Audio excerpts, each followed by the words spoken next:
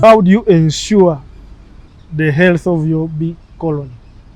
We ensure the health of our bee colony, one, planting for them enough bee forage, which I should call plants. Plants from which they'll source the flowers or the pollen they'll need to make their food for them to live on. And two, like I said, regular colony inspection. Through inspection, that's when you know I need to slash to keep my apiary clean. Why? This bush is really bad for the bees because it attracts the bee predators. You know bees are predators. So if you don't slash around, you end up having rats or rodents. You end up eventually getting snakes within your what? Within your hives, which is not safe for the bees or for the beekeeper. And also you need to know through inspection what is happening inside. Are they being attacked inside? Because we have inside predators like spiders. We have others like the hive beetles. All those you need to get to know, to observe clearly what's going on inside through colony inspection. So that's how you let's say you see that, or you control, you keep your hives or colonies healthy. Okay. What steps do you take to prevent or manage pests like various mites in beehive? Leaf flashing and cleanliness in our apiaries is essential. Two, make sure your colonies are strong. When you have a strong colony, that means a large population of bees. Mostly they fight off most of their attackers. But when you are keeping weak colonies around, they will be prey to whichever bee pests attack them. How do you handle seasonal changes, like preparing hives for sunny or for rain season? Let's say if you are going for a dry spell, which usually we call drought. Here in Uganda, what we do, we make sure we have enough water to sustain them through, because they'll need it. And also we introduce what we call supplementary feeding. We provide bananas, some fruits for the bees, and also flour. So that's how we usually prepare for those changes. And also the heat, we can provide, we improve on the shade for the bees. Our bees will provide enough shade. And if it's lucky, that's when we take a step to improve it. By putting more, let's say, more shade providing materials. What is your approach to natural or chemical treatment in bees hives? Do they also fall sick? Actually fall sick, but not here in Uganda. But not here in Uganda. In different continents, they have such cases. They have such challenges.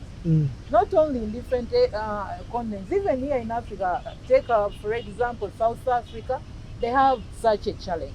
In Europe, in America, they also have such a challenge of bee diseases. As for us here, we are so much inconvenienced or troubled by the bee predators. So the chemical treatment here, it is not really practically practically applying to us, because for us we have a different case of challenges compared to other places. What determines the flavor or the color of the honey? That's the forage you plant. This forage we plant, the plants you have, for example, banana honey. Honey we get from banana plantation. It's usually darker in color compared to honey we get from coffee and citrus. And also that's one. That's the what? The forage. And then the age of the honey. The honey you've just harvested usually is lighter in color compared to the honey which has stayed longer. The longer it stays, the darker it gets.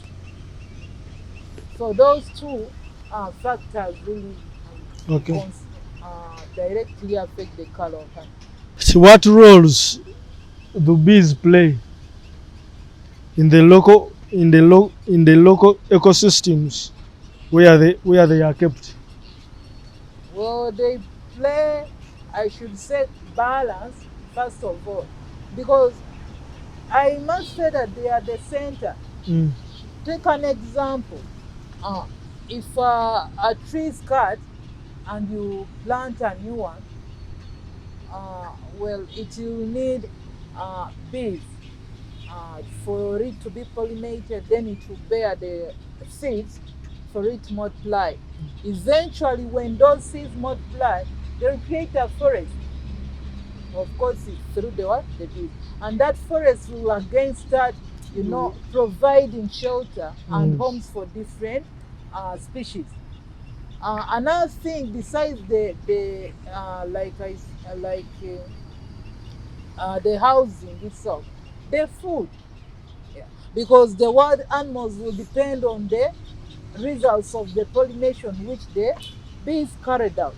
And also even us, the humans, we live by the food, the fruits, the mangoes, the coffees, and we take the potatoes, the maize. All that is because they result from the pollination which the bees provided. And then the medicine. We humans, we are really depending on bee products so much. For example, the bee glue, or what they call the bee gum, here during the COVID-19 season, it was one of the drugs we depended on here to treat the what? The COVID-19. And look at honey.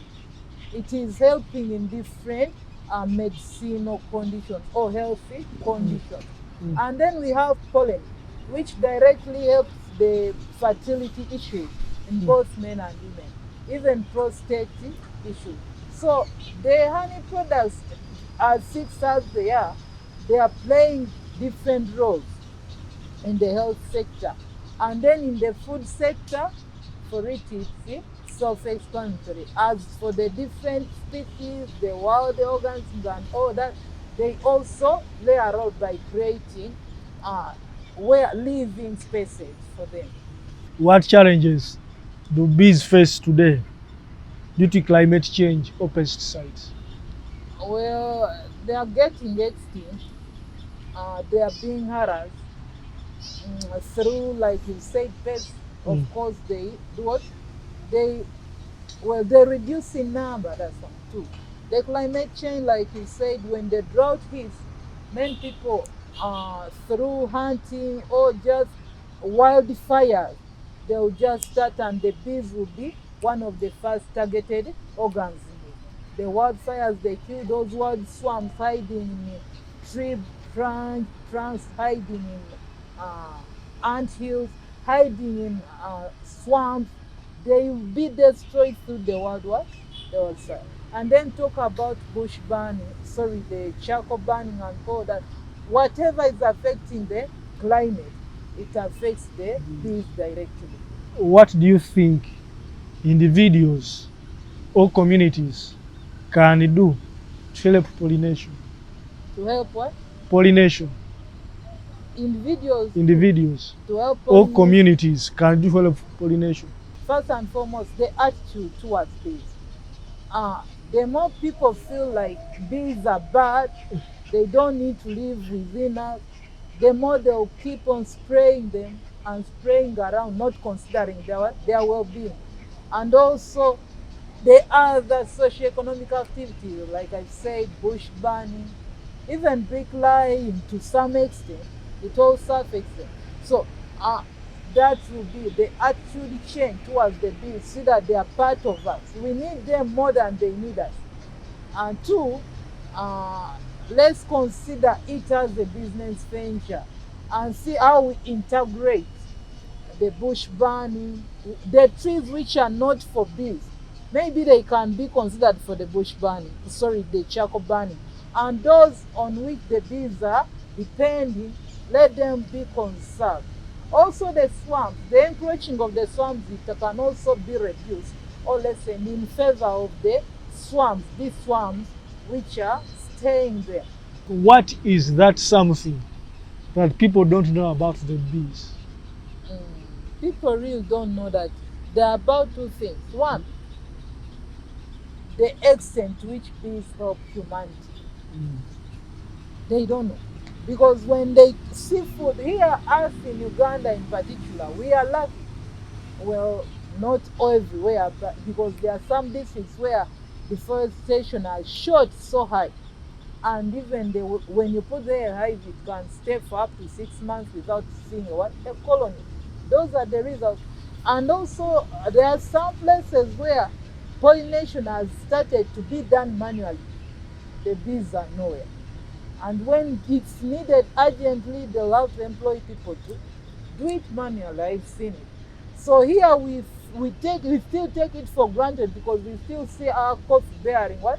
Coffee beans. Our maize bearing what? Maize cobs without you putting a hive there. But if you are to consider carefully, the bees are playing a greater role than some other organs. So we need to look at them more. Secondly, in the medicine, like I've said, we are depending so much on what? On bee products. The propolis, the pollen, even in the cosmetic industry. We are having honey masks, we are having honey lotions, we are having honey shower gels, wax soaps, and all those. So even in the cosmetic industry, the bees are there. So the extent of their importance is really under, how should I say, today is underestimated. Yeah. And then the attitude towards bees, people don't know that bees are defensive. 8 out of 10 people you ask, they know that bees are offensive, which is not the case. They only attack when they are provoked.